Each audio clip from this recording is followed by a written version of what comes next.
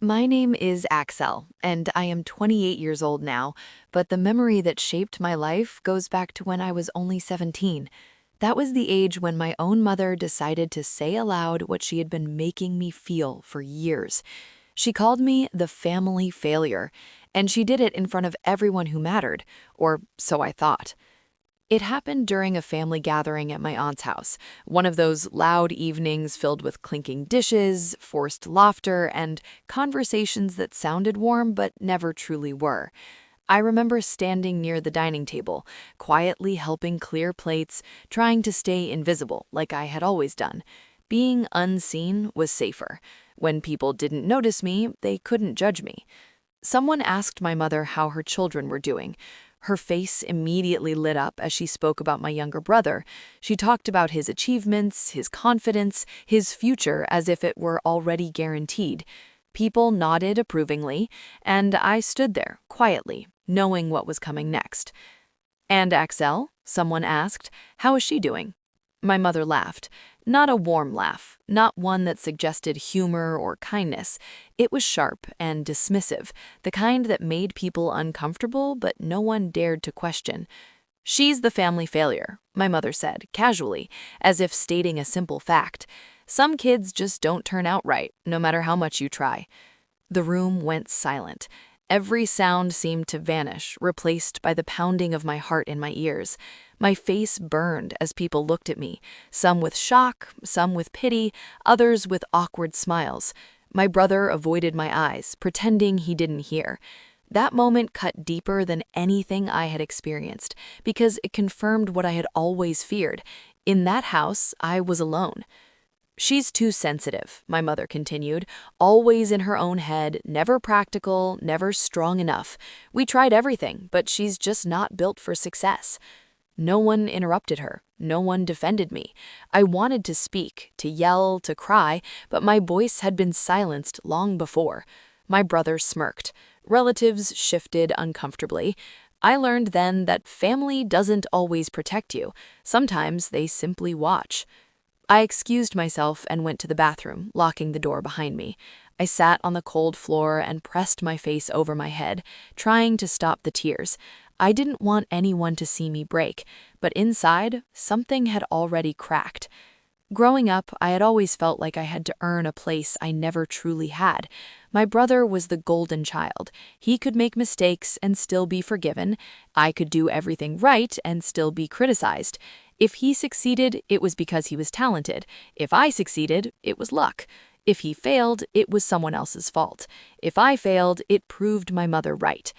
I learned early how to stay quiet, how to make myself useful, how to apologize even when I had done nothing wrong.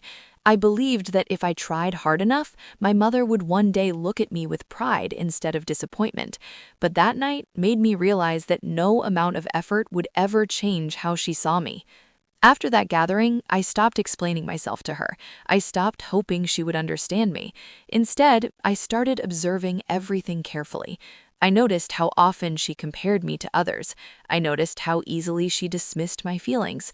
I noticed how comfortable she was breaking me down in front of others. I was still living under her roof, still dependent, still 17. I could not leave yet, but I could prepare. I started working part-time after school, saving every dollar quietly. I did not tell anyone how much I had saved or what my plans were. I kept everything to myself. At home, my mother continued reminding me of who she thought I was. She told me I would never survive on my own. She said I needed the family, even though she made me feel unwanted. She warned me I would fail without her guidance. I listened without arguing, because by then, I understood something important. Silence was power. Graduation came and went, without celebration. My mother barely attended, leaving early because my brother had plans more important than I could ever have imagined. I stood in my cap and gown, surrounded by proud families, while my phone stayed silent. That was the moment I knew I could not stay longer. One night, I packed my clothes into a small bag. I left without announcing it, without tears, without confrontation. I walked away from the house that had never truly felt like home. I didn't know exactly where life would take me, but I knew I could no longer stay where I was constantly being told I was nothing. The years that followed were not easy. I struggled financially. I worked long hours while studying part-time. I failed more than once, but each failure taught me something my mother never had. I learned resilience. I learned independence. I learned that my worth was not defined by her words. Slowly, I built a life she knew nothing about. I stopped waiting for her approval. I stopped trying to prove myself to people who had already made their minds. I focused on becoming someone I could respect. For nearly a decade, there was silence between us. No calls, no messages, no concern. And in that silence, I found peace. Then, one evening, after almost 10 years, someone knocked on my door. I was not expecting anyone. When I opened it, my breath caught in my throat. It was my mother. She looked older than I remembered. Her shoulders were slumped, her eyes were red and swollen. For the first time in my life, she wasn't standing tall or speaking confidently. She was crying. I stood frozen, staring at her trembling figure on my doorstep. The woman who had haunted my childhood, who had called me a failure in front of everyone, was here, crying, vulnerable, and completely unrecognizable. For a long moment, I couldn't speak. I wasn't sure if this was a dream or reality. My mind raced, remembering every humiliation, every harsh word, every time she made me feel invisible. And yet, something inside me remained calm. I had spent years preparing for a moment like this, though I never imagined it would come so quietly, without confrontation or warning. "Axelle," she said, her voice cracking, almost pleading, I need to talk to you." I didn't move. I let her words hang in the air. I wanted to feel something, anger, fear, resentment, but instead I felt a strange sense of control. I had spent nearly a decade building myself, healing the wounds she had inflicted. I had grown into the woman she had tried to suppress, and for the first time, I realized I wasn't afraid of her anymore.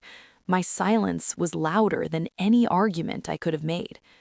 She stepped forward slowly, as if expecting me to embrace her, forgive her immediately. But I didn't. I stayed rooted to the spot, letting her presence fill the space without giving her power over me.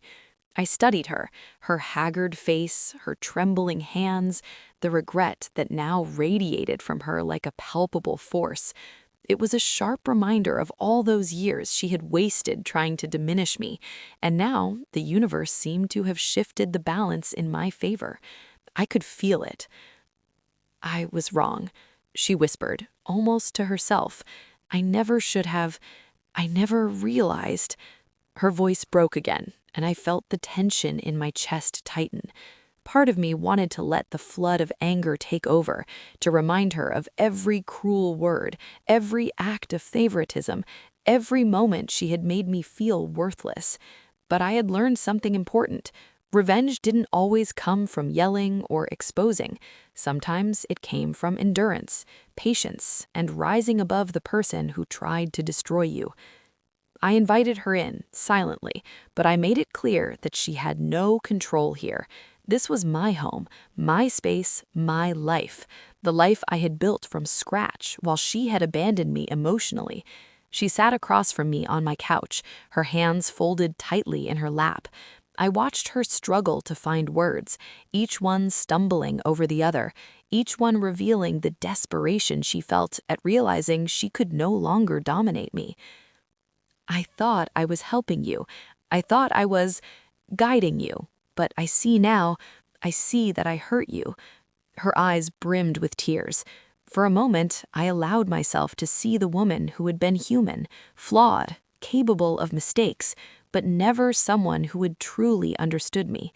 That realization didn't soften my resolve. It only confirmed that I had survived every challenge she had set before me. I took a deep breath and spoke, slowly, carefully. "You didn't just hurt me, Mother. You tried to erase me. You spent years showing me that I was less, that I was unwanted. I learned to survive despite you, not because of you." My voice was steady, no quivering, no pleading, just truth. She flinched as if my words were physical blows. I could see the fear in her eyes, not the kind she instilled in me, but a fear of facing the consequences of her own actions. For once, she realized that power had shifted. She had underestimated me for 17 years, and now I was untouchable. She began again, but I held up my hand. No more words. Actions speak louder. I wanted her to see that every step I had taken to become independent, every success I had achieved without her, was the real revenge. Not humiliation, not confrontation, but living fully and unapologetically while she realized she had lost her influence over me. She looked down at her hands, ashamed, unable to continue. I saw the years of favoritism, the moments she had tried to shape my brother into perfection while ignoring me, the constant comparisons, all of it weighing heavily on her conscience. And I understood that this was her reckoning. I had waited, endured, and grown stronger, and now she had to confront the reality that she had failed to control me. Over the next few hours, we didn't have many words. I allowed her presence, allowed her to explain herself in fragments, to apologize haltingly. And as she spoke, I realized how much I had already grown beyond her judgment. Every sentence she uttered, every tear she shed, reinforced my own strength. I had survived her cruelty, her favoritism, her manipulations. I had created a life she could never touch. By the time she left that night, she was quiet, subdued, and I felt an overwhelming sense of closure. This was the first time she had truly seen me, not as the failure she had painted, but as a woman capable of standing on her own, thriving, and commanding respect. Her tears had no power over me. My life, my achievements, my independence, these were my revenge, my victory. That night, I sat in my room reflecting on the years that had brought me here.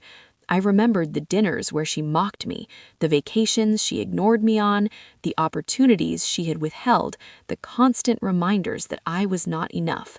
And I realized that every moment of suffering, every tear I had shed, every lonely night had forged a stronger, wiser, more resilient version of myself. The girl she tried to destroy had survived, and the woman she met that evening was unstoppable. And yet, there was one final lesson I had learned from all of it. True revenge is not about revenge at all. It is about reclaiming your life, asserting your worth, and rising above the pain inflicted upon you. My mother had hoped to see me broken.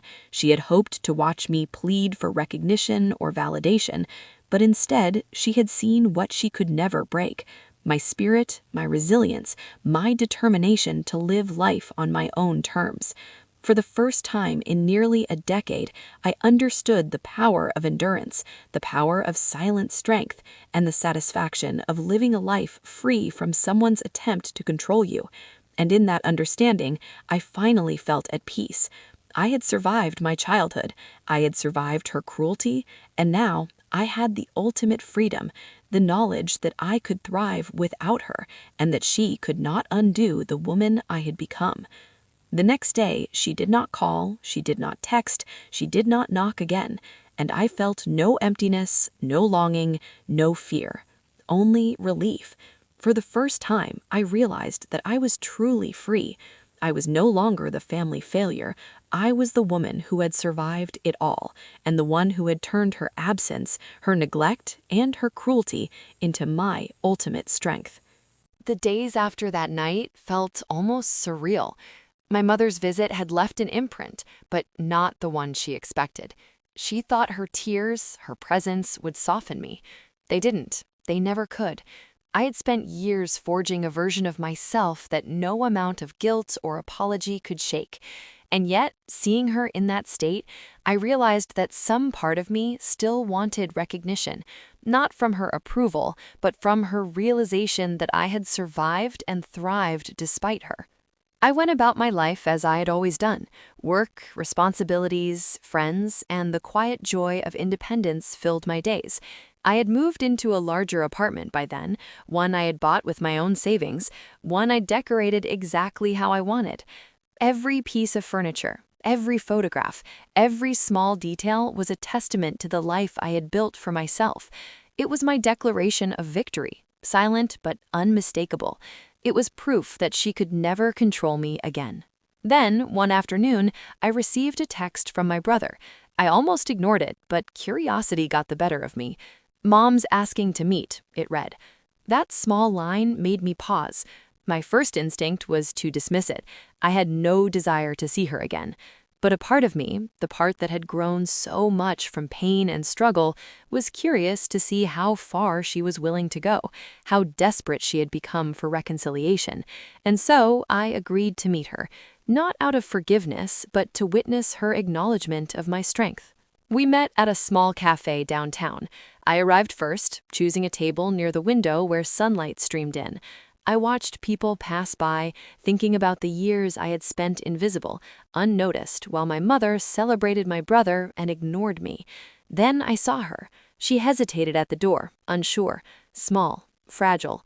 The woman who once dictated my self-worth now looked like a stranger, and I felt no fear, only the satisfaction of knowing that the girl she tried to break had grown into a woman she could not intimidate. She approached slowly, her hands clasped nervously. "Axelle," she said, voice soft. No laughter, no sharpness, just regret. "I need to apologize again. I know I hurt you." She looked down at her hands, ashamed. I studied her for a moment, seeing not just her remorse, but the full weight of realizing that she had lost her influence over me entirely. She had underestimated my resilience, my patience, my ability to rise above her cruelty.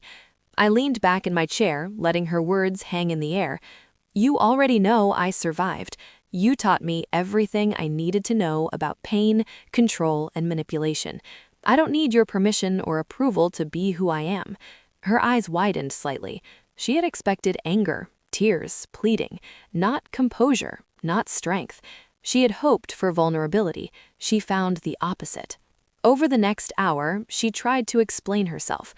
She admitted favoritism she had never acknowledged before, the constant comparisons, the way she had celebrated my brother while overlooking me.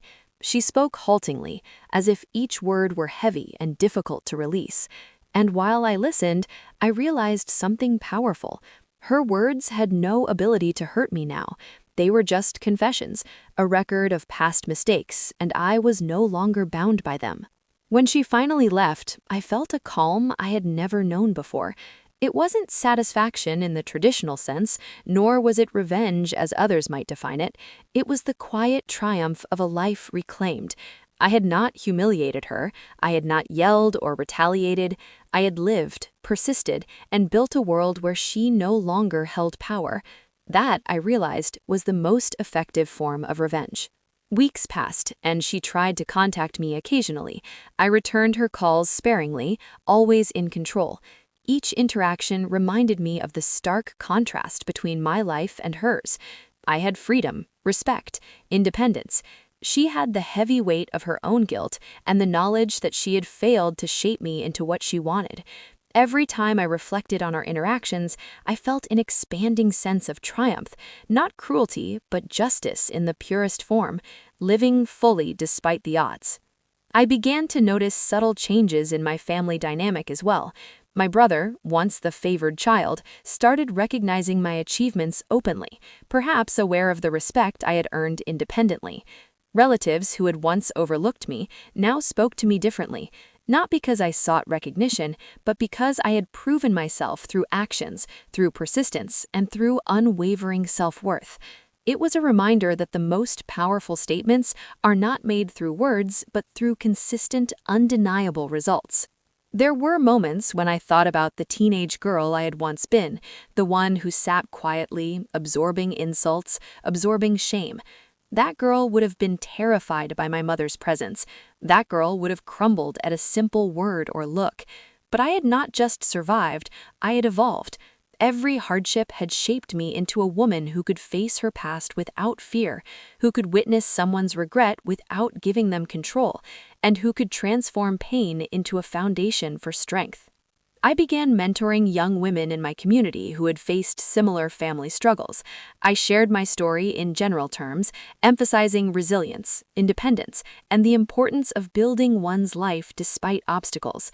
Each time I spoke, I felt a reaffirmation of the journey I had endured. I realized that my mother's cruelty had in a way prepared me for leadership, for empathy, and for understanding the depth of human resilience. And yet, despite all of this, there was a lingering thought I carried with me.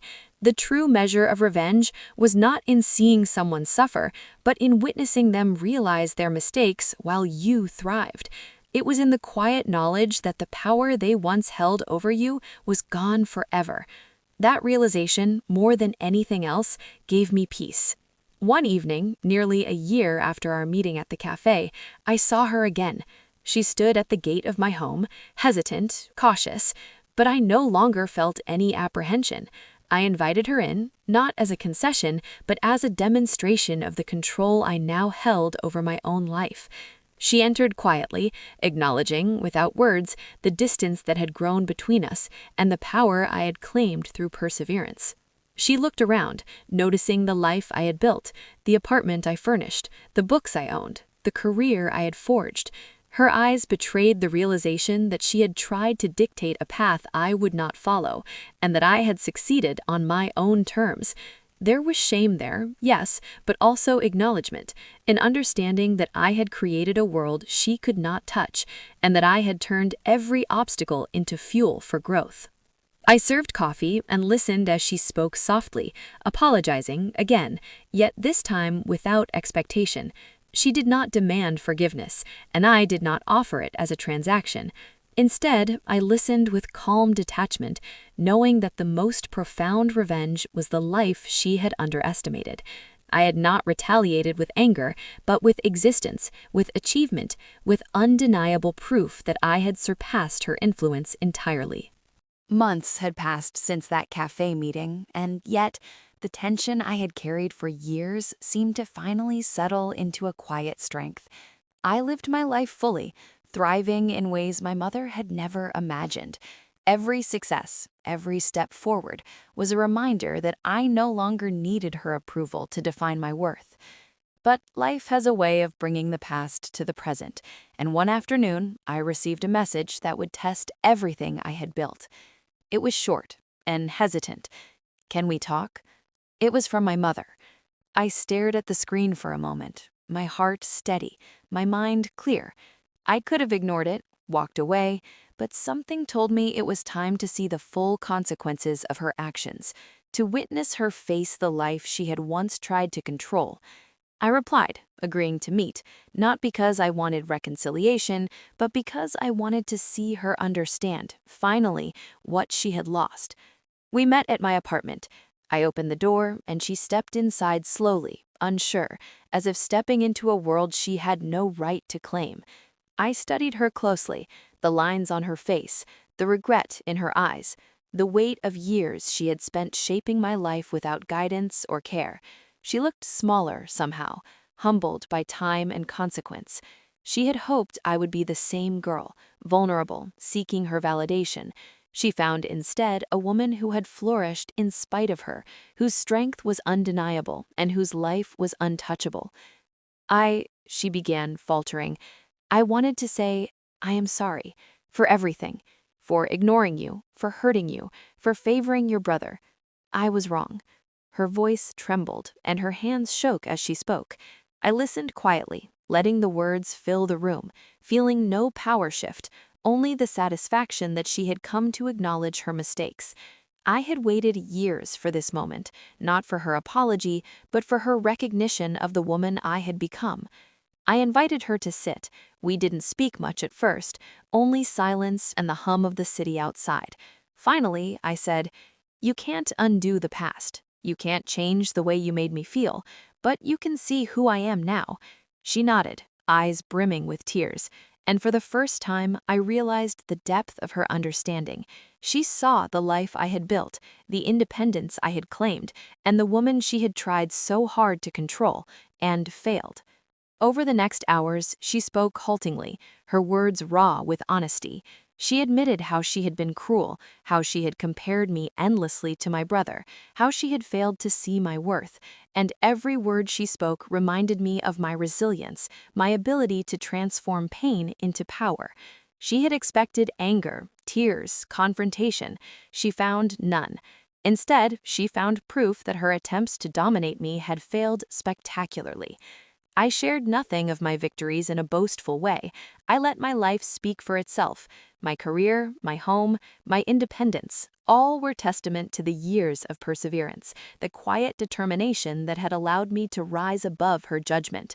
By the time she left, there was no reconciliation, no embrace, no softening of boundaries, only acknowledgement. She had seen what she could not change. She had faced the reality of her own mistakes, and I had achieved the ultimate revenge without raising my voice. I had lived fully, boldly, and unshakably. Days turned into weeks, and life continued. My mother attempted to contact me occasionally, but I remained calm, selective, and in control. Each interaction reminded me of the stark contrast between her regrets and my victories. She had hoped to see me broken, dependent, seeking validation. She saw instead a woman who had transformed every hardship into opportunity, every insult into fuel for growth. She had underestimated me for 17 years, and now she had no power over my life. Even my brother, who had once been the favored child, began acknowledging my accomplishments. Perhaps he recognized the resilience I had developed in her absence, the way I had survived and thrived. Relatives who once dismissed me now approached with curiosity, respect, and even admiration. It wasn't the recognition I sought, it was merely a side effect of the life I had carved out for myself. I often reflected on the teenage girl I had once been, the quiet, insecure child who sat in corners, absorbing insults and shame. That girl would have crumbled at her mother's presence, at the accusation of failure. But that girl had evolved into someone untouchable. Every challenge, every moment of cruelty had forged a woman capable of facing the past without fear, capable of claiming her own power, and capable of turning pain into triumph. In the quiet moments of reflection, I understood something profound. The greatest revenge is not humiliation or confrontation, it is endurance. It is rising, thriving, and asserting your own worth despite those who tried to suppress you. My mother's tears, her apologies, her regrets, they were only meaningful because I had built a life she could not affect. She could acknowledge, but she could no longer harm me. That, I realized, was ultimate victory. Years of silence, struggle, and determination had brought me to this point. I had survived the emotional neglect, the favoritism, and the harsh words that had defined my teenage years. I had built a life entirely of my own making, and in doing so, I had achieved the revenge I had desired all along, not through spite, but through the undeniable proof of my existence, strength, and success. I had turned every hardship into a stepping stone, and every insult into fuel for growth. By the time my mother finally left my life again, I felt a calm I had never known before. There was no anger, no lingering fear, only the quiet satisfaction of knowing I had survived, overcome, and flourished. The woman who once defined me through cruelty had no power here. I had become unstoppable, unshakable, and fully free. And in that freedom, I found not just triumph, but peace. If you've ever been made to feel invisible by your own family, share your story below. Sometimes speaking up is the first step to taking your life back. You're not alone.